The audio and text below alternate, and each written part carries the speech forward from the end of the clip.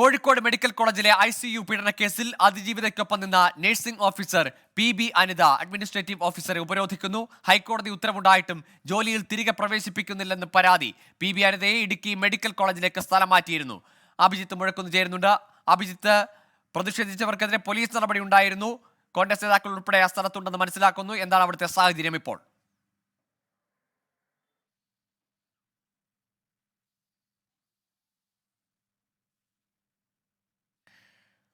Kozhikode medical കോളേജിലെ ജീവനക്കാരനെതിരെ പീഡന പരാതി ഉന്നയിച്ച അതിജീവിതയ്ക്കൊപ്പം നിന്ന നഴ്സിംഗ് ഓഫീസർ PB അനിതയെ സ്ഥലം മാറ്റിയിരുന്നു. ഇതിനെതിരെ PB അനിത അഡ്മിനിസ്ട്രേറ്റീവ് ഓഫീസറെ ഉപരോധിച്ചുകൊണ്ട് പ്രതിഷേധിക്കുകയായിരുന്നു. ആ പ്രതിഷേധത്തിനൊപ്പം KM അഭിജിത്ത് ഉൾപ്പെടെയുള്ള കോൺഗ്രസ് നേതാക്കളും ഉണ്ടായിരുന്നു.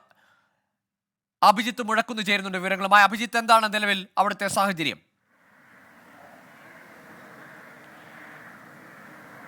ഗോകുൽ, ഈ അഡ്മിനിസ്ട്രേറ്റീവ് ഓഫീസറെ ഉപരോധിച്ചുകൊണ്ട് പ്രതിഷേധിച്ച കോൺഗ്രസ് പ്രവർത്തകരെ നിലവിൽ ഇവിടെ നിന്ന് അറസ്റ്റ് ചെയ്ത് നീക്കിയിട്ടുണ്ട്.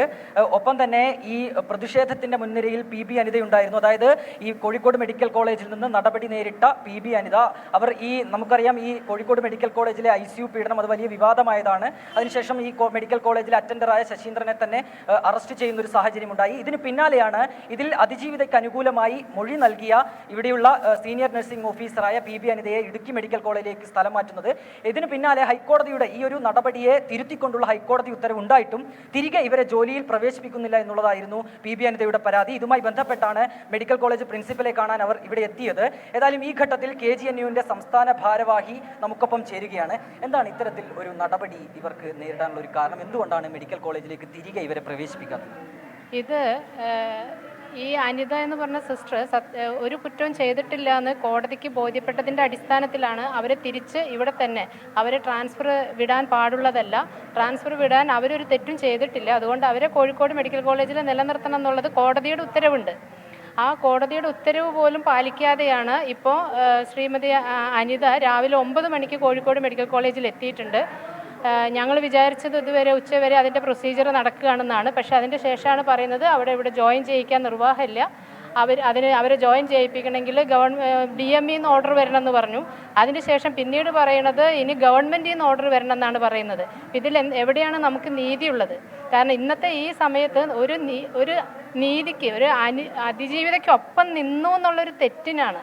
അതായത് ഇപ്പോൾ കോഴിക്കോട് മെഡിക്കൽ കോളേജിൽ ഇങ്ങനെ ഒരു വിഷയം നടന്ന് ആ അതിജീവിതയ്ക്കൊപ്പം നിന്നതിൻ്റെ പേരിലാണ് ഇന്ന് ഒരു സീനിയർ നഴ്സിംഗ് ഓഫീസറെ ഇങ്ങനെ പീഡിപ്പിക്കുന്നത്.